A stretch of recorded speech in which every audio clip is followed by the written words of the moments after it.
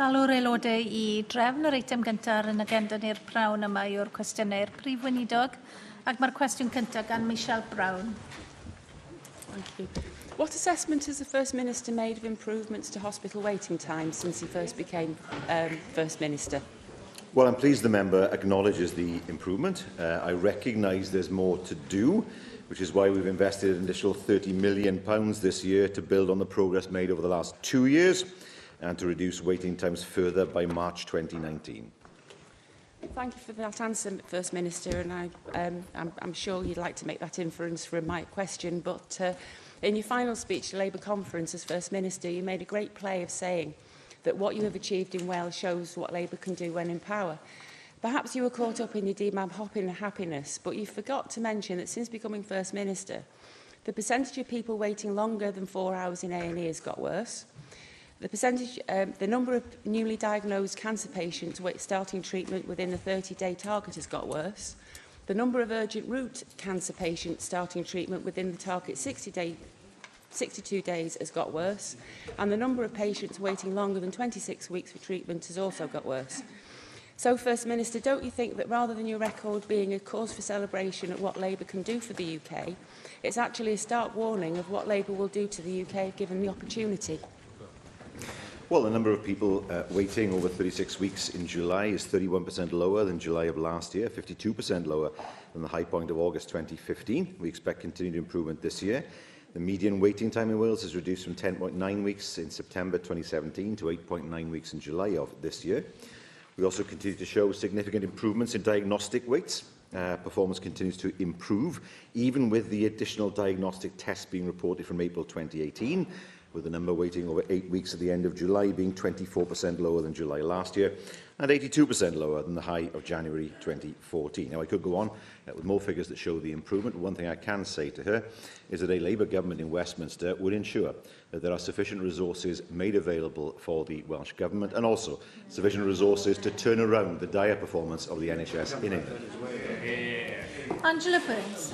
Thank you. I'd like to just talk about the NHS in Wales. I didn't realise you were responsible for the one in England as well. Your figures do sound absolutely superb, First Minister, and I don't quarrel with the improvements where the improvements are. However, of course, those improvements aren't universal. As you know, the £50 million that was given last year, a chunk of it had to be recouped because health boards didn't meet the targets that they were set by the Health Secretary to achieve those reductions in those key areas. Another 30 million this year. How confident are you that that will be able to be spent wisely by the health boards? And how can you evidence that those who didn't spend it well last year and had to have it snatched back will be able to do something useful with it this year to continue to make sure that reductions in waiting times, where they are seen, are universal and it's not just in pockets throughout Wales? Well, that can be done through the development of the board's 3-year integrated medium-term plans. They are providing detailed capacity and demand profiles for this year, and they are required to show clear trajectories as to how they plan to continue to reduce waiting times for diagnostics and for treatment. In the longer term, of course, we do recognise the need to transform the way services are delivered, and that's why, of course, we've set up a £100 million fund to develop new ways of working. Mandy Jones. Diolch, Llywydd. First Minister, one of my constituents reported seeing 15 ambulances queuing outside the North Wales Emergency Department not long ago. This is the Health Board still under special measures, still under your government's watch. That is 15 ambulances not available to help those desperately needing help elsewhere. This now seems to be the norm. What is your government doing to address this situation in the North Wales region, and when will we finally see the impact of your special measures? Well, I don't know where she's talking about, and without any more details, it's difficult to comment. What I can say to her, of course, is we've seen month on month a sustained improvements in ambulance response times. I can tell that in August there were 89,419 attendances of Welsh A&Es. That's an average of 2,884 attendances per day. The vast majority of patients continue to receive timely care. And in August, 80% of patients were admitted, transferred or discharged within 4 hours. There are, of course, times when A&E is busier than other times of year and indeed other times in the week. But we see from the ambulance response times and of course the performance in A&E that the vast majority of people get treatment when they need it at an appropriate time. Cwestiwn 2, Sian Gwenllian. Beth yw gweledigaeth tymor hir Llywodraeth Cymru ar gyfer datblygu gwasanaethau bysiau yng nghefn gwlad? Wel, mae rwydwaith bysiau canoliadwy yn hanfodol I bobl sy'n byw mewn cymunedau gwledig. Ni'n mynd I weithio wrth gwrs gyda'n partneriad I arannu gwasanaethau a chyfleusterau allweddol a gwella mynediad iddyn nhw hefyd wrth gwrs. Fel rhan o strategaeth hynny wrth gwrs, ni'n moyn sicrhau bod ni'n gwella system o fysiau ac wrth gwrs mae yna gyfle dros y blynydde nesaf o achos y ffaith bod gyda ni rym nawr dros bysiau I greu deddfwriaeth mwyn sicrhau bod y problemau ni wedi gweld dros y blynydde lle mae cwmnïau yn cwmpwrdd I gilydd a achos hynny ffili cario ymlaen gyda gwasanaethau bod hwnna ddim yn digwydd yn y pen draw a bod mwy o sicrwydd I bobl nid ond yn ardaloedd gwledig ond trefol hefyd. O blith pawb sydd yn defnyddio cludiant gyhoeddus, mae 80% yn defnyddio bysiau. Mewn ardaloedd gwledig fel rhannaf etholaeth I yn Arfon, dos o ddim trena ar gael a mynd ar y bus ydy'r ffordd I bobl sydd heb geir deithio I gwaith ac I gyrraedd at wasanaethau hanfodol. Ond y gwir ydy, mae angen traws newid gwasanaethau bysiau gwledig ac mae Plaid Cymru eisiau rhoi llawer mwy o rym I gynghora lleol fel I bod nhw yn gallu trefnu gwasanaethau addas ar y cyd a chwmnïau bysys lleol. Mae yna rei cymunedau hefyd wedi datgan awydd I dreialu system integredig fydda'n cynnwys defnyddio cerbydau trydan a hydrogen I lenwi rei o'r bylcha yn y gwasanaethau presennol. Pa gymorth ymarferol allwch chi fel Prif Weinidog ei roi tuag at gynlluniau peilot o'r math yna? Wel, wrth gwrs, ni'n agored I weld pa fath o fyd fydde'n dod o unrhyw awdurdod lleol. Un peth byddwn ni yn gweud, mae fe'n holl bwysig I sicrhau bod yr awdurdod yn gweithio gyda'i gilydd. Achos wrth gwrs, y gwir yw, wrth gwrs, dyw bobl ddim yn teithio dim ond I fewn un sir, maen nhw'n teithio o le I le. So, bydde fe'n holl bwysig sicrhau bod y gwasanaethau sydd yn mynd ar draws ffiniau yn cael yr un sylw ar hynny sydd o di fewn sir hefyd. Ond wrth gwrs, ni moyn gweithio gyda awdurdodau lleol a hefyd gyda cwmnïau bysiau mwyn sicrhau bod y system yn fwy canoliadwy yn y pen draw. Russell George. There is a need, I think, to look at how rural bus services are delivered because they'll never be run commercially, of course.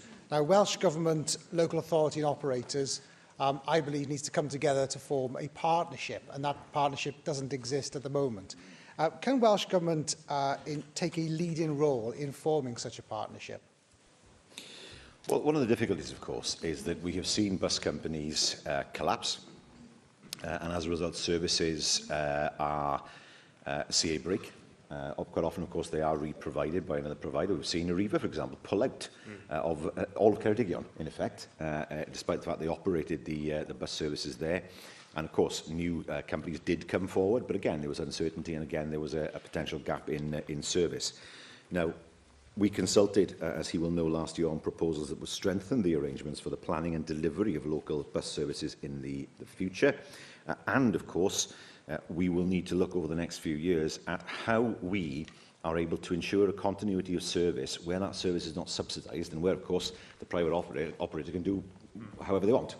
Now, that clearly is not a sustainable model for the future, but now, of course, we have the powers that we've asked for so long over the bus network. Now there's an exciting opportunity to craft a more integrated and sustainable network in the future. Lee Waters. The advances in technology have got huge potential to improve the passenger experience and improve the viability of buses. The Welsh Government have been funding the Book a Bus project in Ceredigion and Carmarthenshire, which has used demand-responsive model to make public transport viable in smaller routes. That sort of approach, merged with app-based technology, has got huge potential. Anybody who's booked a taxi by an app knows you can order the time, you can know the price, you know how long it's going to take. Would the First Minister look at how that sort of technology could be applied to buses right across Wales to make public transport a viable day-to-day option for people? Yes, I do.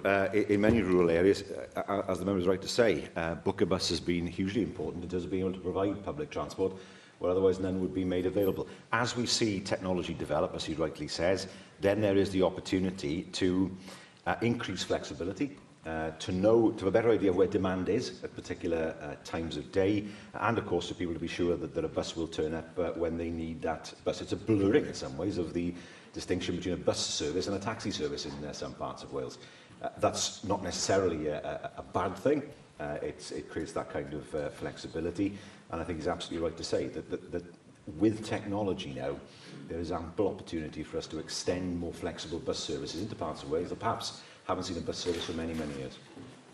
Cwestiwn yn organ arweinwyr y pleidiau ac arweinydd yr wrthblaid yn gyntaf, Paul Davies. First Minister, do you believe that Natural Resources Wales is fit for purpose? Yes, I do. Well, let me remind you, First Minister, that this organisation is, of course, directly accountable to your government. It's in receipt of £180 million of public money every year, yet they are responsible for a litany of failings which have significant cost to the public purse. In just 5 years since its establishment, NRW have had their annual accounts qualified for 3 consecutive years, and they have undersold Welsh timber without a proper tendering process, resulting in a loss of £1 million to Welsh taxpayers. The public are calling for heads to roll. We need accountability. Has anyone at NRW actually been sacked for these failings? Well, he will know, of course, that the chair is gone, and the next step will be to appoint a new chair. He will know that there is a new chief executive who is in place, somebody with huge experience, particularly as part of the court service. And it has been to do, particularly, with the issue of timber contracts, for which there is no rational explanation, and that is something that they have had to explain in terms of what they plan to do, particularly for the future. But I think it's wrong to say that the entire organisation somehow isn't fit for purpose. There is no problem, for example, with its permitting regime or the way that it does that, but there clearly has been an issue with timber. Well, I put it to you, First Minister, there is a theme here when it comes to holding public bodies to account, and that's a failure on your government's part to completely make sure that bodies are held to account and are open and transparent. There is no denying that Natural Resources Wales's finances are a complete mess, and I know that this concern is actually shared by some of your own Assembly members. Now, what concerns me and others is the impact this financial incompetence will have on our natural resources and the communities that actually depend upon them. Instead of focusing on implementing bans, such as the ban on shooting on NRW land, which actually harms the rural economy, your government and NRW should be focusing on what it can deliver legally to protect our precious natural resources and the communities that actually rely on them. And instead of washing your hands of this, and given it appears that not one person at NRW has been sacked, the buck stops with you, your government and your minister. How is your minister being held accountable for what's gone wrong? Well, so this is about pheasant shooting now, is it? So we now understand what this appears to be about. What I can say to him is this: he gives the impression that the same personnel are in place as were there when the timber contracts were dealt with. That's not true. The chair is no longer there. The chief executive is still new in the job. She was appointed earlier this year. She is somebody with extensive experience of working in public sector organisations. I can say that the Cabinet Secretary has received a clear commitment from the Chief Executive that she's fully committed to learning lessons, and the organisation will need to, and to making sure that NRW makes the necessary improvements to do the right things in the right way. I can say that the Chief Executive has also given that assurance to the Public Accounts Committee, taking full responsibility for the organisation, and she has an enthusiasm to support staff to bring out the best in them. Arweinydd Plaid Cymru, Adam Price. Diolch, Llywydd. First Minister, as the ink begins to dry on last week's resignation letter, the focus is naturally shifting to the legacy you will leave behind. Close to a quarter of our people and a third of our children in poverty. Life expectancy in reverse and falling quicker than anywhere else in Europe. A flat-lining economy with Wales stuck in perpetuity at the bottom of the league table. Doesn't this epitomise your government? A poverty of ambition that is the fundamental cause of the poverty of our people. Do you regret leaving behind an economy that even former communist countries are now outstripping? Well, first of all, can I welcome him to his as leader of Plaid Cymru? I think And this, of course, is first question. He's the 10th party leader that I've faced across this chamber, which tells you something about the success of the Welsh Labour government in remaining in government for that time. Can I also pay tribute to his predecessor, Leanne Wood? Leanne is somebody with whom we tussled across this chamber and outside, but none of it was ever personal. And certainly I know she's done a great deal for the position of women in politics in Wales, and I know she still has a great deal to offer our nation. Well, let's compare and contrast here. Unemployment is 3.8%. That is lower than the UK average, and that was something that nobody could ever have thought would happen 10 or 15 years ago, but that is the reality of it. We've seen the highest figures, the best figures for foreign direct investment for 30 years, with investment projects, the length and breadth of Wales that have brought many, many jobs into Wales, and importantly, high-skilled jobs as well, not jobs that are here because wage rates are low. If we look at education, what we have done in terms of supporting our students, what we have done in terms of raising standards in Welsh schools, introducing in the near future a Welsh curriculum that's tailored for Wales, having the right qualification system for Wales, that is something that we are proud of. We have ensured that more and more money has got into the health service, even as we've seen that money being diminished year after year after year by a Tory government that is hell-bent on austerity. So I stand very proud by my record. The people of Wales clearly have an opinion on it, given the fact that I have been here for the past 9 years. Now, let's focus on one thing he has said, which I think is fair to point out to him. He has said, I understand, that he wishes to cut taxes, 9 pence in terms of income tax, getting rid of council tax, getting rid of business rates and the replacement with another form of taxation. But I have to say to him that that is a £6 billion gap that would need to be found. So what work, I'm not asking him a question, but it would be interesting to see what work has been done in order to make sure that his new proposals would plug what would be a very substantial gap. Yeah, let's agree in the time that you have left, First Minister, in the terms of trade. I ask the questions and you give the answers. I mean, it's your record that's under the focus here. Now, maybe one of your proudest moments was a great unveiling ceremony when an Aston Martin car was draped in the Welsh flag in front of the Welsh Government's offices in Cathays Park. Now, what you've been less enthusiastic about revealing is precisely how much public money was used in order to secure the company's investment. You were compelled to reveal that the £5.8 million initial grant you gave by the Information Commission. It was literally dragged out of you, but you're now yet again refusing to say whether the company has had any additional money or confirm that you've underwritten some of Aston Martin's debt, despite the fact the company has itself confirmed that in the prospectus for its forthcoming flotation. So 2 questions, First Minister. Doesn't the Welsh public have a right to know about how much public money is being given to private companies? And secondly, why are we underwriting the debt of a company that is about to raise £5 billion on the London Stock Exchange? So he accuses me of a lack of ambition. And then he does down one of the biggest and most important investment projects Wales has ever had. 750 jobs coming to Wales, a centre of excellence for electric technology, for the Lagonda. And I can say to him, in the real world, you cannot deal with businesses if you say to them, every deal that we have with you, we will reveal in public. No one will come here. No one will come here. We will do as much as we can to make sure as much is in the public domain as possible. But if you're saying that if you were First Minister, you would conduct negotiations in public and have a deal that was made public, no one will come here. No one will come here now. They'll go elsewhere where they feel that they can have more confidence in the government. And secondly, I have to say this to him, that it's hugely important for us in Wales to show that we can attract investment, not just because of the money we put on the table. Aston Martin were clear about that. They said that there were better financial packages available elsewhere. Aston Martin said that they were impressed by the passion and professionalism of the Welsh Government. That's what we do. Show that passion, show that professionalism and bring jobs into Wales.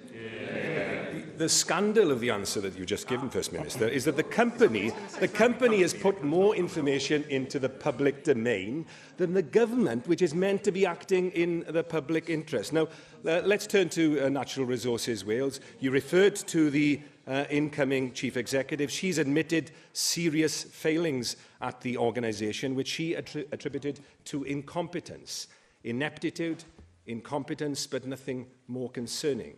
Yesterday, however, the Public Accounts Committee was told by the head of the UK Forest Products Association, David Sulman, that in his view, and I quote, "These actions were premeditated, deliberate, and made in the full knowledge of the facts. We really cannot believe," he stated emphatically, "that the actions we've seen can simply be explained away by incompetence." £1 million, First Minister, in Welsh public money has been lost, and the lead industry body is alleging dishonesty and deliberate malpractice by a public authority. Will you be asking that this matter is now referred to the police?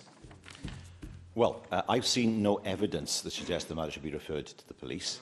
But of course, the Minister, the Cabinet Secretary, will be fully aware of the situation. No one can pretend that it's a good situation. Of course not. He goes a step further and suggests there has been criminal activity. That's something we have to consider very carefully to see whether there's any evidence there. And if there is, of course, then further action may need to be taken. And so we have, of course, the commitment by Natural Resources Wales' new Chief Executive. We will have a new chair in place. I have no doubt that there will be more that will need to be examined over the course of the next few weeks in order to provide the assurance that, in fairness, members want to see, and particularly what the government wants to see. Hweinydd Grŵp UKIP, Gareth Bennett. Diolch, Llywydd. First Minister, you're probably aware of a recent report from the Future Generations Commissioner entitled Transport Fit for Future Generations. Thank you.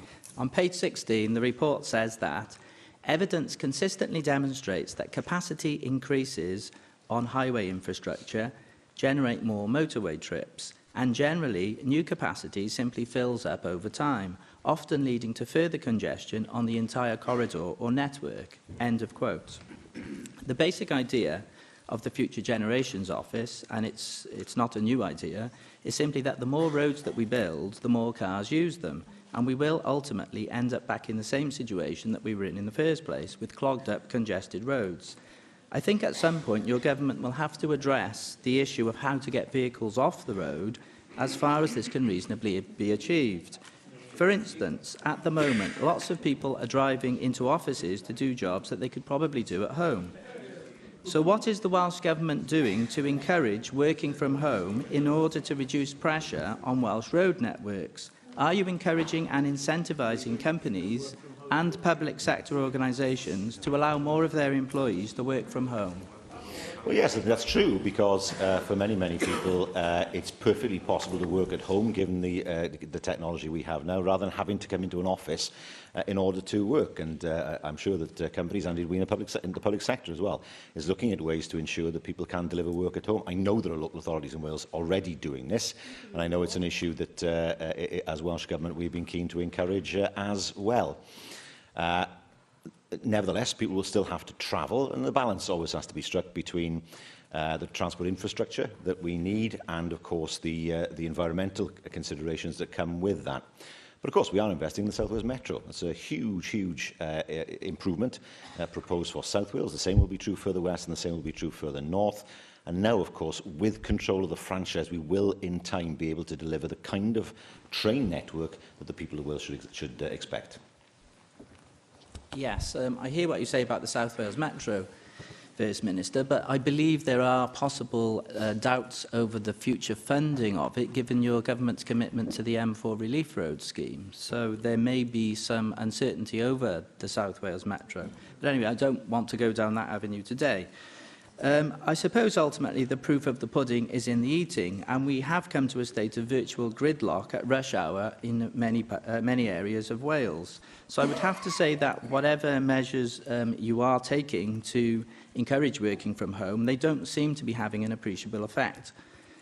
Now, another pressure on road networks at certain specific times of the day is the school run, whereby parents pick up children and students from schools and colleges. I do sometimes wonder what effect your programme of school closures are having on the lengthening traffic jams. According to the school census results published by Statistics for Wales, there are almost 300 fewer local authority schools than there were 10 years ago. That is an average of nearly 30 schools closing every year in Wales. First Minister, would you agree that Welsh Government policy has actually driven more people into their cars for the school run? Tenuous link. I mean, if you want to, we can go up and down the length and breadth of Wales And he can see the new schools that have been built. Primary schools, comprehensive schools, and they have replaced, yes. Perhaps one school's been built to replace another 3, but the facilities available at the new schools are fantastic. It's always difficult when a community loses a school, of course it is. And these decisions have to be taken very, very carefully. But he tries to give the impression that somehow the fact that there are 300 fewer schools means that somehow education has suffered as a result. I'd argue the exact opposite. And we can see it in the results we have from our young people. The reality is, if he goes, for example, if he goes to Ceredigion, he will see there many, many new schools that have been built.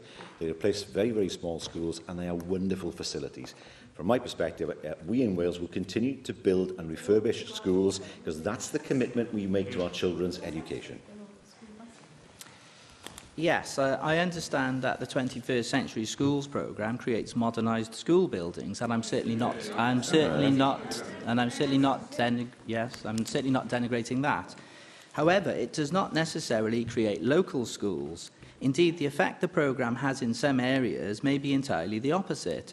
For example, the programme may create a modern school, but it may well be a school whose location forces more people to drive to school rather than walk to school as they did before. What assurance can you give us that any new schools built using the 21st Century Schools programme will be genuinely local and therefore minimise the need for long car journeys by parents? I'm not sure I follow his argument. Many of the new schools that have been built are literally a few miles away from the schools that they were built to replace. It's not a situation where children suddenly have to travel 10 miles to go to school, where previously there was one on their doorstep. But we're proud of the fact that we in Wales have a commitment to building new schools, to refurbishing new schools. What is the point of keeping schools that are too small to be viable, or schools that are in buildings that are very, very difficult, particularly for modern technology?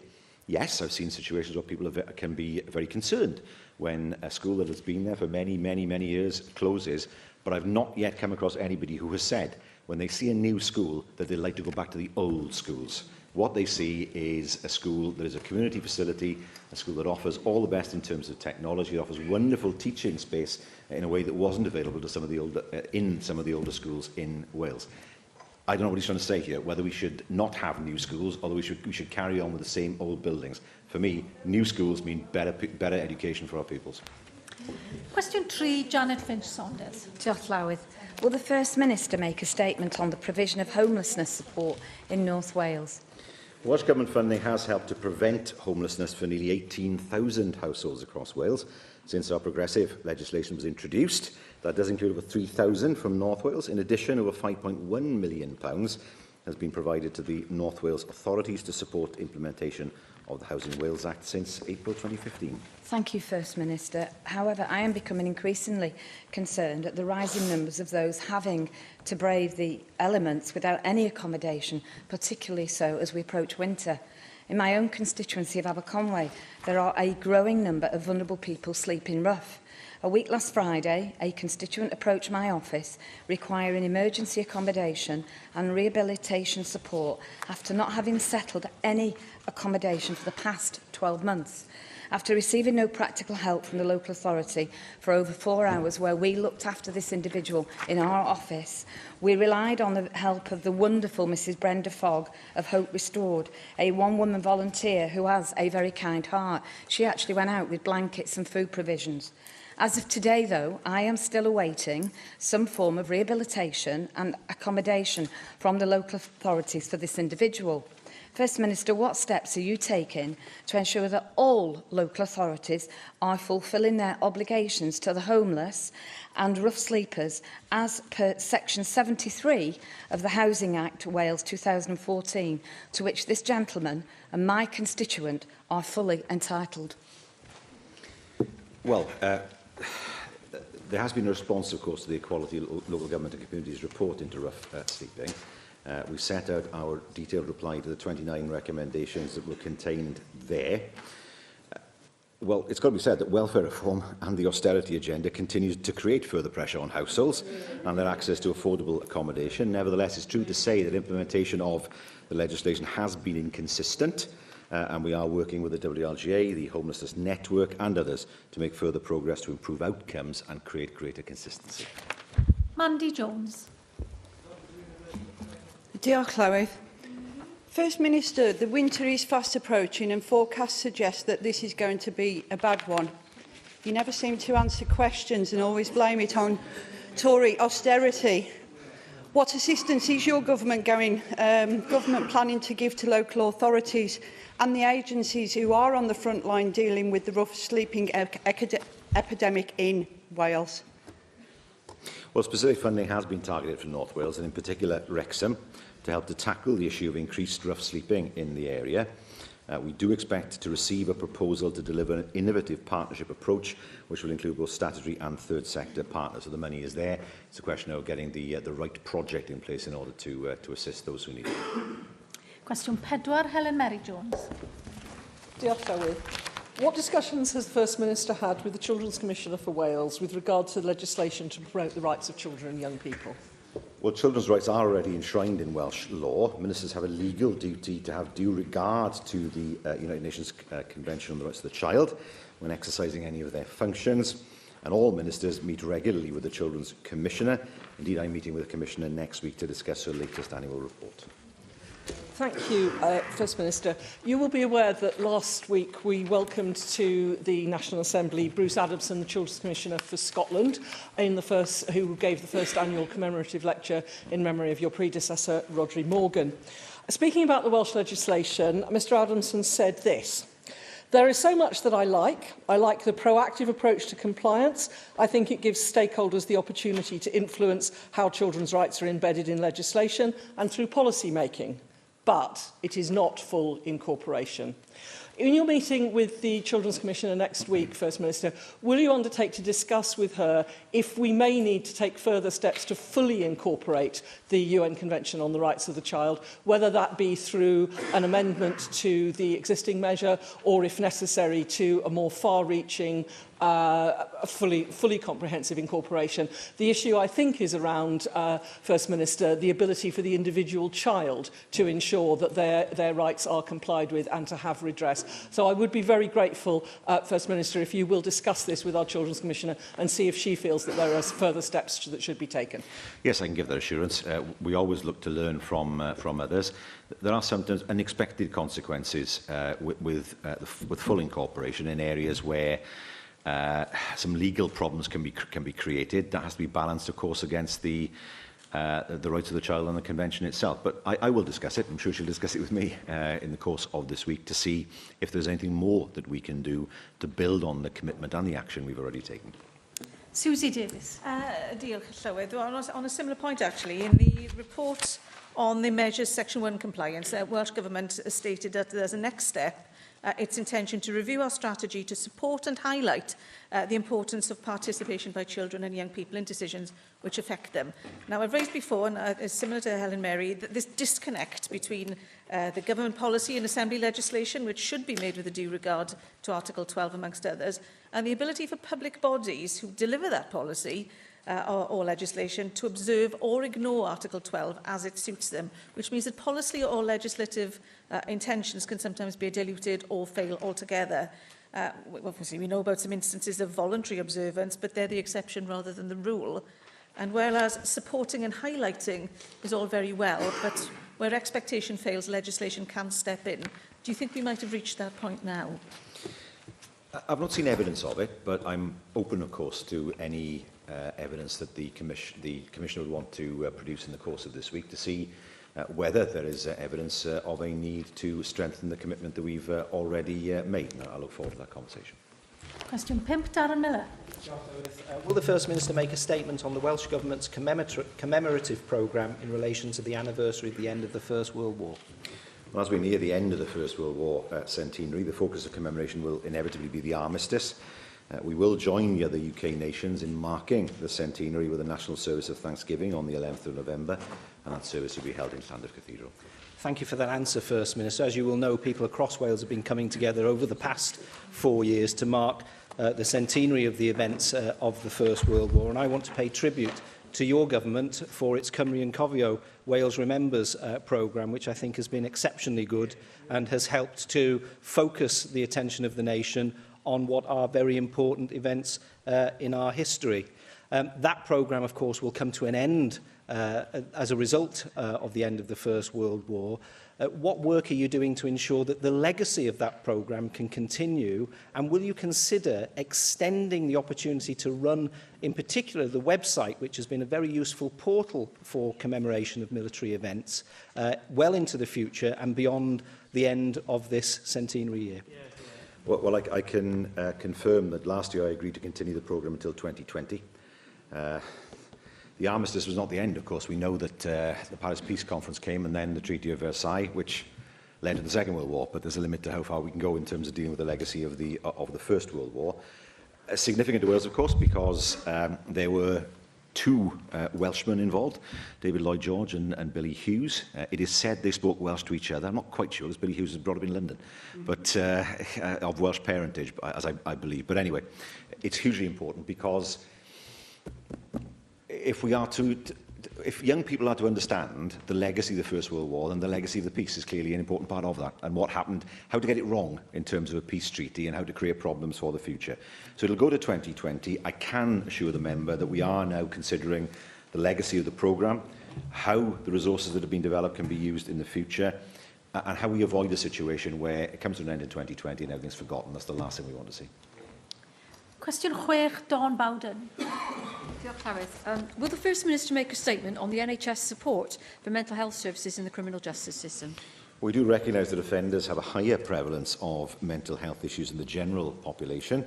We do work with a range of partners, including the prison and probation services and police forces in Wales, to provide mental health support for people in the criminal justice system. Thank you for that answer, First Minister. During my recent work with health services in Merthyr Tydfil and Rumney, I was very struck by the high incidences of mental health problems amongst people in parts of our criminal justice systems. And I took particular interest in the amount of police time being taken up by the duty of care that they hold towards such vulnerable people. I know we have some incredible initiatives actually to help address this, like the Clinical Advisor Project in the Gwent Force police area, a model which is soon to be rolled out in the South Wales Force area. But what further action can Welsh Government take to ensure places of sanctuary are provided for people with mental health issues, which in turn can help to free up police resources for frontline policing? Well, of course, policing is a non-devolved service. Mental health provision is devolved. It's right to say in 2017 police powers were extended in order to assist people with mental health issues, and there's a great deal of collaborative working with the commissioners, with the police forces, and also with the Mental Health Crisis Concordant Assurance Group and the regional mental health and criminal justice groups. We have made £7 million available annually since 2015 to 16 to improve provision for people who present in crisis. There is an advice line that offers support, confidential support, 24 hours a day as well. In terms of new actions, we have prioritised access to crisis and out-of-hours care in the Mental Health Transformation and Innovation Fund, and we've received proposals that include around £1 million to support a range of interventions, extending crisis care, liaison services and street triage. So we will continue to work with the partners that we have in this field in order to make sure that people are steered away from the criminal justice system and towards a service that is more appropriate to them. It's something that I saw in the early 1990s, where people ended up in prison because quite often they had been long-term in the psychiatric hospitals. They left, they didn't get the support that they needed, they ended up in the criminal justice system. And that's a situation that clearly we want to avoid in the future. Mohammed Ashkan. Thank you, Madam Presiding Officer. First Minister, in England, offenders with mental health problems are being referred to health services as part of communities' sentences in an effort to steer them away from the jails. Under a pilot scheme in 5 areas, psychologists and panel comprising justice and health officials have been providing information to judges or magistrates to determine whether offenders should be required to receive treatment. A recent Ministry of Justice study found that when offenders were given mental health treatment requirement as part of their sentence, they were significantly less to re-offend. Will the First Minister undertake to hold discussion with the Ministry of Justice about introducing a similar scheme in Wales, please? That's not a particularly new scheme. I mean, schemes of that sort have been around for many, many, many years in terms of looking to deal with people for whom prison is not the appropriate response when they find themselves in the criminal justice system. Now, I don't know who funds those schemes, whether they're funded by the Ministry of Justice. Justice, of course, is not as yet devolved. But clearly, we will always look at pilots elsewhere. I mean, as I say, it's not clear what these pilots are designed to do at the moment, nor is it clear who is funding them. But if there was funding available from the MOJ, well, of course, it's something that we'd like to look at. Bethan Syed. Clearly, there's a link between drug abuse and mental health problems, and from research I've looked at today, it would cost about 500 million to deal with drug-related crime for the individuals involved here in the UK. Now, there are many arrest referral schemes, but the take-up for that is quite low, and they do things like methadone maintenance programmes to reduce both illegal heroin and related crime. They have medically supervised detoxification and counselling services, as has been mentioned previously. Now, I know we don't have power over the criminal justice system here in Wales, although on these benches we would like to see that come here. So what are you doing in relation to trying to target resources at those who are dependent on drugs in our society? I went out with police in Port Talbot only a few weeks ago, and most of the people that we went out to assess or to look at were on drugs, were on heroin. This is something that is around us every day. How are you getting to grips with these particular schemes and working with the UK government to ensure that they're working here in Wales? Well, tackling drug misuse is a complex issue. We've always seen it in terms of health, rather than in terms of it being a crime. The suppliers and the dealers are criminals. The users are victims, and they are people who need help through the health system rather than through the criminal justice system. We have, of course, the substance misuse strategy and the plans that are associated with that. And, of course, that guides what we are doing in terms of reducing the harm associated with substance misuse. In terms of misuse in prisons, well, the services are delivered in line with clinical guidance and with prison health teams. We also have a programme called Take Home Naloxone, which provides to prisoners at the point of release within prisons across Wales. That's helped to target drug-related deaths in the community. Naloxone, of course, is a drug that reverses the effects of a heroin overdose, or indeed a morphine, the morphine drugs and that family, overdoses of those drugs, and brings people back very quickly, in seconds, from a situation where perhaps they're in difficulty with breathing, particularly, and in danger of dying. So being able to provide the immediate support for people to avoid dying of a drug overdose is the first step. Secondly, of course, the substance misuse strategy looks at moving people on long-term away from the drugs that have captured their lives for many years. Question 7, Mark Reckless. Will the First Minister make a statement on whether the Welsh Government supports a further EU referendum? Well, if the Prime Minister isn't able to secure agreement on the final terms of the UK's exit from the EU, to my mind, there should be a general election. If there's no general election, or if a general election throws up an inconclusive result, how else can the issue be resolved other than through a second referendum? It could be resolved by doing what you said in 2016, First Minister, when you said that you respected the result of the referendum, that you accepted the decision made by the people and would not work against the referendum result. Even in March this year, you said, "I am not questioning Brexit. The UK is leaving the EU." Notwithstanding what you said before, isn't it clear, First Minister, from your answer today and your amendment tomorrow, that you want to betray the democratic decision of the people of Wales? Oh, yeah. How were you elected? Could I remind the member that he sits on the benches of a party who for 8 years demanded a second referendum on devolution? The 1997 referendum was not accepted by the Conservative Party. In 2005, they ran on a manifesto promise of a second referendum. So the double standards here are absolutely breathtaking. After it was implemented. Now, let me move on to the point that he makes. Well, how do you resolve the issue? If Britain leaves with no deal, are we really saying that the people have no right to express an opinion on that? Because nobody 2 years ago, not even him, nobody 2 years ago said a no-deal Brexit is likely. No one said it. Everybody said, Nigel Farage said it, the Brexiteers said it, it's the easiest negotiation in the world, we'll have a free trade agreement like that, the German car manufacturers will drive it, etc., etc. You've heard me say it in this chamber. But surely, if there's no deal, people have a right to express a view as to what they think about that. They may say, well, let's leave with no deal. They may say that. They may say, well, let's... I'm not taking any advice from UKIP. Their current policy is a second referendum devolution anyway. without actually realising the irony in their comments.